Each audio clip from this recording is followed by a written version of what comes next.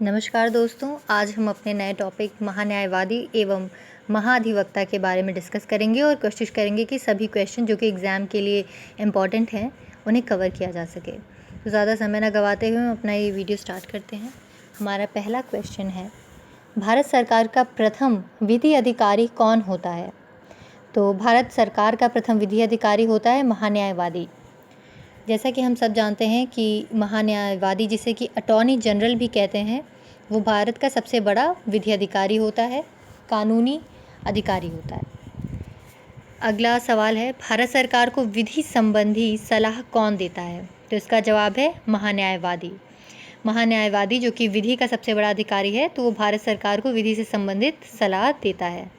हमारा अगला सवाल है, भारतीय संविधान के किस अनुच्छेद में भारत के महान्यायवादी के पद की बात की गई है? ये बहुत इंपॉर्टेंट क्वेश्चन है, अक्सर ही एग्ज़ाम में सवाल आ जाते हैं। तो इसका जवाब है अनुच्छेद 76, आर्टिकल 76। आर्टिकल 76 में महान्यायवादी के बारे में वर्णन किया गया है। हमारा अगला सवाल है, भारत के महान्यायवादी को कौन नियुक्त करता है? तो भारत के महान्यायवादी की नियुक्ति करता है राष्ट्रपति। यहाँ हम बात करते हैं महान्यायवादी की नियुक्ति की, तो उनको शपथ दिलाता है राष्ट्रपति और त्यागपत्र भी वो राष्ट्रपति को ही देते हैं। साथ ही इनका कार्यकाल राष्ट्रपति के प्रसाद पर्यंत बना रहता है। तो यहाँ हो गई महान्यायवादी की नियुक्ति, शपथ, कार्यकाल एवं त्यागपत्र, जो कि राष्ट्रपति के द्वारा होता है। साथ ही ये राष्ट्रपति को कानूनी सहायता भी देते हैं। तो इतना हमने जाना। हमारा अगला सवाल है, महान्यायवादी कब तक अपने पद पर बना रहता है? जिसके बारे में अभी हमने डिस्कस किया। इसका आंसर है सी, राष्ट्रपति के प्रसाद पर्यंत। हमारा अगला क्वेश्चन है, महान्यायवादी के पद के लिए आवश्यक शर्तें कौन सी हैं? तो इसका आंसर है, वह भारत का नागरिक हो, उच्च न्यायालय के न्यायाधीश के रूप में काम करने का 5 वर्षों का अनुभव हो तथा उच्च न्यायालय में वकालत का 10 वर्षों का अनुभव हो।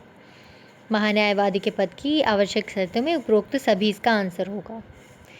अब हमारा अगला सवाल है, भारत के महान्यायवादी को पद से कैसे हटाया जा सकता है? तो इसका जवाब है ऑप्शन बी, राष्ट्रपति द्वारा केंद्र सरकार की सिफारिश पर। निम्न में से कौन सा सुमेलित नहीं है? तो इसका ऑप्शन है ए, अनुच्छेद 76 भारत के महान्यायवादी, या अनुच्छेद 88 भारत के महान्यायवादी के संसद के सदनों और समितियों से जुड़े अधिकार, या ऑप्शन सी, अनुच्छेद 105 भारत के महान्यायवादी की शक्तियाँ, या अनुच्छेद 165 भारत के महान्यायवादी का वेतन।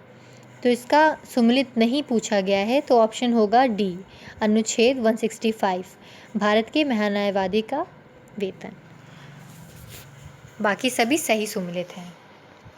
तो अनुच्छेद 165 में हमें मिलता है राज्य का महाधिवक्ता, इसलिए ये सुमेलित नहीं है।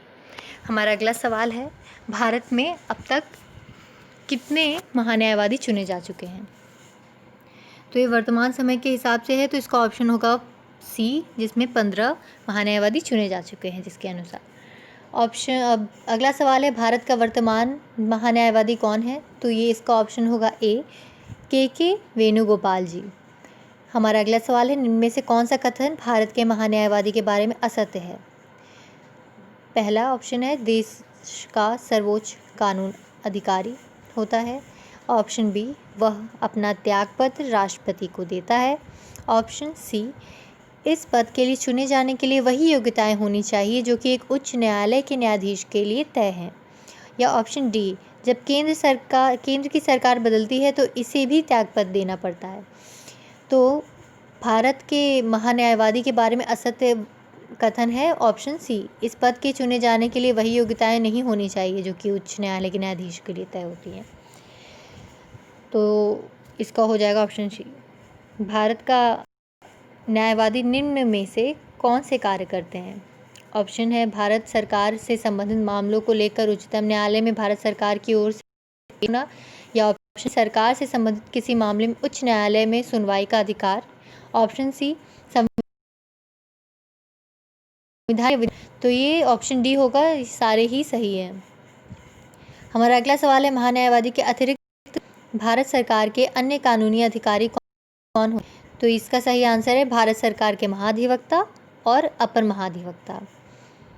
हमारा अगला सवाल है, राज्य का सर्वोच्च कानूनी अधिकारी कौन होता है? तो इसका ऑप्शन है सी, राइट आंसर, राज्य का महाअधिवक्ता। हमारा अगला सवाल है, राज्य के महाधिवक्ता की व्यवस्था संविधान के किस अनुच्छेद में दी गई है? तो इसका ऑप्शन है डी, अनुच्छेद 165, जो कि हमने अभी डिस्कस किया था कि 165 में महाधिवक्ता की व्यवस्था का वर्णन है। हमारा अगला सवाल है, राज्य के महाधिवक्ता की नियुक्ति किसके द्वारा होती है? तो क्योंकि ये पद जो है वो राज्य से जुड़ा हुआ है और राज्य का सर्वोच्च अधिकारी होता है, यानी राष्ट्रपति के समकक्ष अगर राज्य का देखा जाए तो वो राज्यपाल ही होता है, इसलिए महाअधिवक्ता यानी महान्यायवादी के लिए जो जो राष्ट्रपति की भूमिकाएं हैं वही भूमिकाएं महाधिवक्ता के लिए राज्यपाल की होंगी, अर्थात उनकी नियुक्ति राज्यपाल के द्वारा होती है, शपथ राज्यपाल के द्वारा होता है, कार्यकाल भी उनका राज्यपाल के प्रसाद पर्यंत बना होता है, साथ ही त्यागपत्र वो राज्यपाल को ही देते हैं और साथ ही साथ वो कानूनी सहायता राज्यपाल को प्रदान करते हैं। तो यहाँ ऑप्शन बी सही हो जाएगा, राज्यपाल। हमारा अगला सवाल है, महाधिवक्ता की नियुक्ति के लिए योग्यता की आवश्यक शर्तें कौन सी हैं? तो इसका ऑप्शन ए है वो भारत का नागरिक हो, ऑप्शन बी 10 वर्ष तक न्यायिक अधिकारी का अनुभव हो, सी अथवा उच्च न्यायालय में 10 वर्षों तक वकालत का अनुभवी हो, या ऑप्शन डी उपरोक्त सभी। तो इसका ऑप्शन डी सही होगा क्योंकि ये सारे ही शर्तें होनी चाहिए। हमारा अगला और आखिरी सवाल है, राज्य का महाधिवक्ता अपना त्यागपत्र किसे देता है? तो इसका जो कि अभी हमने डिस्कस किया था कि वो अपनी नियुक्ति राज्यपाल द्वारा होती है, उसकी राष्ट्रपति की राज्यपाल के प्रसाद पर्यंत ही उसका कार्यकाल होता है, साथ ही महाधिवक्ता अपना त्यागपत्र राज्यपाल को समर्पित करता है और महान्यायवादी अपना त्यागपत्र किसे देता है? राष्ट्रपति को। तो यहाँ हमारी आखिरी सवाल था जिसका आंसर हमने डिस्कस कर लिया है। तो जाने से पहले एक बार हम अपने इस टॉपिक को एक बार फिर से डिस्कस कर लेते हैं from starting to the end. तो महान्यायवादी किस आर्टिकल में वर्णित है? इसका आंसर है अनुच्छेद 76। वहीं महाअधिवक्ता यानी एडवोकेट जनरल, उसका वर्णन है अनुच्छेद 165, 165।